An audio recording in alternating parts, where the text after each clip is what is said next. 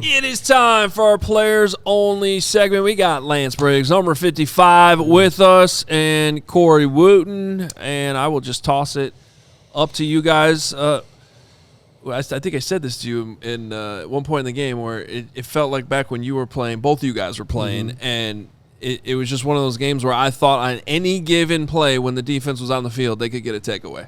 Yeah, it was exciting. Like that's a fun moment to be a part of, and that's the way I felt too. I felt like on any one of these plays, somebody's about to make another play. You know, there's going to be a sack, there's going to be a pick, there's going to be something that's about to happen, and you know, even when Rattler, when he scrambled and he's pointing, you know, like, hey, go this way. I'm like, well, you do realize there's a free safety that can see you doing that as well. Oh, that's where you're going to go? Oh, okay. Yeah, sure. Well, let me head in that direction too. And pop, you know, Kevin Byard gets another pick. Yeah, this reminded me a lot of a game in 2012. I think El Boogie had that pick six that game. I had a lot of pick sixes. Yeah. Against the Cowboys, right? Yes. That Monday Night Football reminded me a lot of that. Too. Peanut did. Yes. Major Wright had one. Yes. It just seemed like whoever was out there was going to get a play in there. Yeah. Just because it's you know when your defense gets to that point, when you feel confident that they're on the field and, hey, they may gash us a little bit, but we know that bend but don't break. We're going to get the turnovers. Yes. We get the ball back. And that's what you saw today for them. And what I loved, Jerry, the most was Dennis Allen. We talked about the front four really struggling to get pressure. He dialed it up. Brisker, Gordon, Tremaine Edmonds. Sweat. Right? They finally got pressure. Got 4 sacks in that game, 3 turnovers. It was a huge game. It's great to see the defense flying around. It's finally working the way it's supposed to be working.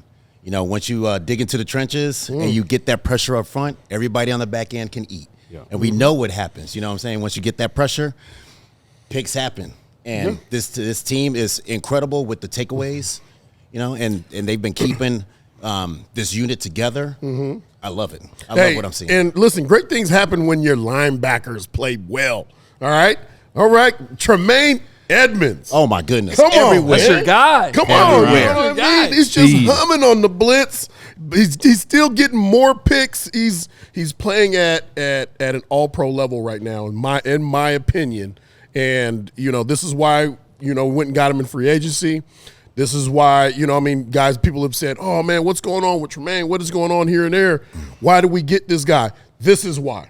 It seems like everything is slowing down for him. Yeah. You know, it seems like obviously he has really good fundamentals, but he's able to just play fast, almost like he's anticipating what's happening, and he's actually going out there and he's making impact plays immediately. The athleticism of a guy that's his height, his presence, you know what I mean, he's starting to impose his will on all of his opponents, and it's really showing. Like it's really exciting to see him play at the level he's playing right now. He's very dominant football. Yeah. It's really fun to see the linebackers going sideline to sideline, and the big thing about him is the size. He's almost 6'5". He's a big dude, 250 pounds, but you know, running that sub 4.5. Like you see him flying around there. You really see the speed come in there, and then also too, you see the DBs, right, reaping the benefits of that's all right. That. That's the best thing about back it. end. You know, you look at Noshawn Wright, like 6'4", just the size, the length, and him having an awesome season. You know, he made Hogue's in an interview in the locker room. Yeah,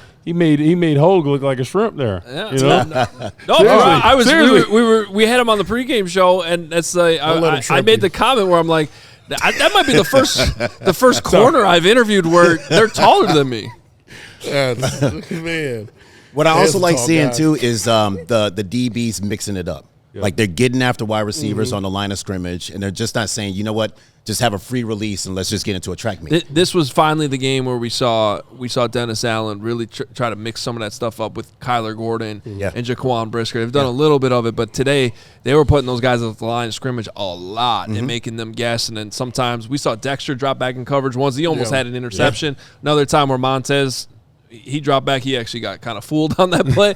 But I like seeing them mix it up and just get different looks because and what's cool, what I find cool, I want to hear you guys' thoughts on this, just with Dennis Allen, every week seems to be a different game plan. Like he's not afraid to switch it up from week to week depending on the opponent, and that's what the head coach is doing on offense too. Could be a personnel thing. Could be, having Kyler Gordon in there allows our defense to really flex its muscles. Absolutely. And with some of these guys, when they were hurt and not playing, we have to scale back a little bit, and make this a little bit more vanilla so that we can get guys to play faster.